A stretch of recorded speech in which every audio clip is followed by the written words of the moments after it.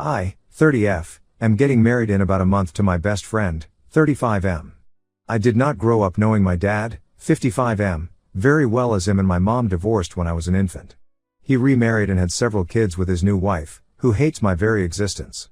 There was a lot of hurtful things done when I was growing up, like not being allowed in her house when I visited, that led me to be estranged from my father. He never really made much of an effort, but after I was 18 I completely cut him off for my mental health and stopped answering the few calls he attempted. He tried to get into contact every once in a while over the years, but I honestly just ignored him. I was hurt and angry.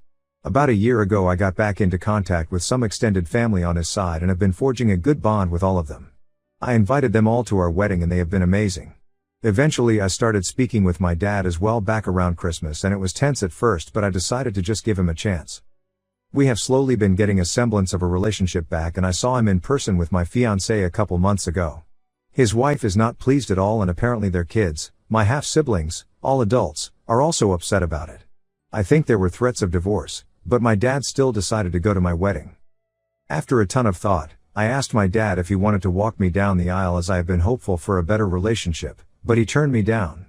I wouldn't be as upset if he gave a generic excuse, but he told me his wife and other daughter requested he does not walk me down the aisle, as that is reserved for his other daughter and not me. I am super hurt and not even sure what to reply to that with.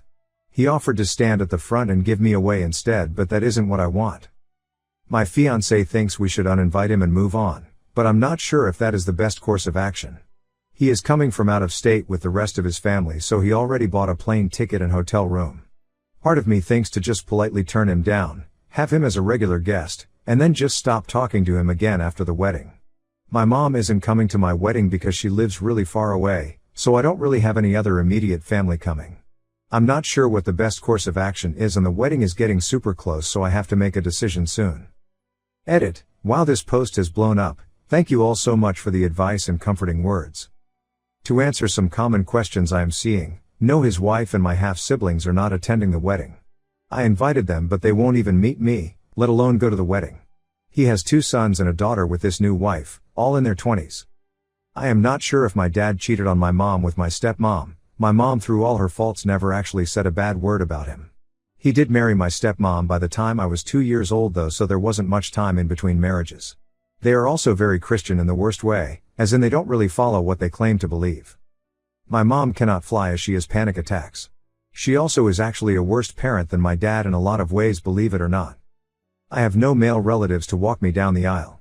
I also never wanted him to give me away, as I think that is dumb. I just wanted my dad to act like my dad for one moment. My fiancé and I have decided to walk down the aisle together as one of you suggested, so that part is settled. I'll update everyone once I decide what to do and if there is any response. Update 1. Hello everyone, just wanted to start by saying thank you so much for your kind words and advice to my original post. It made me feel so much better.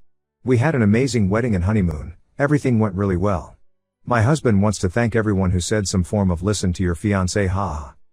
I'll start with what happened right after my 30F last post. I did uninvite my dad, 50M, from my wedding. The whole interaction was too hurtful to let go of. Before telling him I was uninviting him, I spoke with my aunt/his sister Sandy, 50SF, who was furious at her brother for what he said to me. She has been such a great support of me and my husband, which has been amazing, honestly. After I sent my dad an email detailing how hurtful he had been and that he was uninvited, Sandy called him and yelled at him for being an ass. He replied to my email with a bunch of nonsense deflection about how he has to make sure both sides are happy, but apparently told Sandy, not me, he was sorry and that it was a miscommunication. He claims to Sandy that he was only trying to negotiate with me and that he would have walked me down the aisle if that was what I really wanted. I highly doubt that. My Mill, who is extremely conservative and religious, actually said my dad needed to grow some balls, which shocked literally everyone, haha. I replied to him that I stood firm in my decision to uninvite and to not contact me again until after the wedding, but that if he did contact me at all, it better be with the understanding that he needs to be present in my life the same way he is his other kids, otherwise to not reach out again.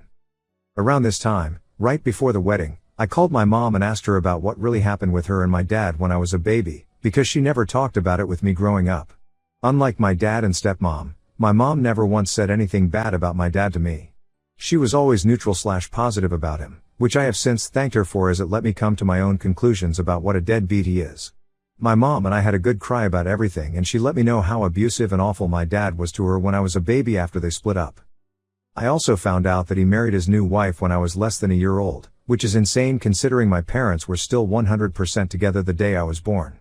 Sandy swears up and down that she introduced my dad and stepmom to each other after my parents split, as they, stepmom and Sandy, were classmates in college. I don't really care either way at this point. It is just interesting to see how no one has a clear idea of what happened. My thought is that they were cheating and then used Sandy to introduce them to cover up their behavior. Keep in mind they are all very Christian, even though they clearly don't follow any of their religious teachings. I didn't hear anything from my dad during the wedding, and Sandy and her family still came. We all had a blast and everyone was so happy for us. The pictures turned out great and there isn't anyone in them that I wish I could Photoshop out, so I definitely knew uninviting my dad ended up being the best decision we could make. I talked to Sandy about my dad over the holidays and she said that him and his wife/kids were refusing to go to any family dinners or parties because they are upset that everyone else talks to me.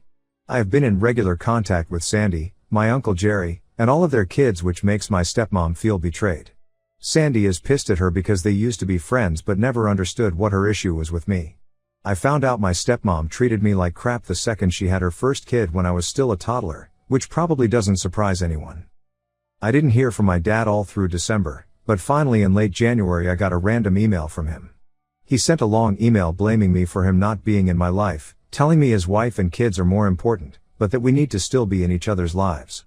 It was the most BS email he had sent me so far and completely disregarded my wishes back in October when I told him to not contact me unless he was going to treat me like his actual child. I ended up not responding and just blocking his email. I also told Sandy to not share any of the pictures or videos from the wedding with him and to not talk about me with him. I think this will be the end of the relationship with him, since he clearly is incapable of being a parent to me. I feel a lot more at peace with everything that happened and I am completely okay with how it all turned out. One commenter on my original post said something along the lines of not knowing if my dad would have been a bad parent since he wasn't around, and that really has stuck with me. Thinking about it now, he probably would have been even worse had he actually been in my life. Unfortunately, both my parents are emotionally stunted, but I made a good use of the life that was handed to me and will hopefully break the cycle with my own kids one day. I didn't mention in my last post that my husband and I are going to be moving to the same state as my family in the next year.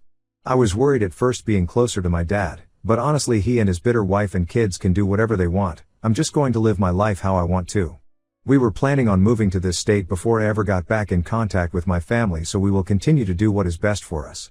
Anyways, thank you again, kind Redditors. You really helped me not feel sad or upset for my wedding day.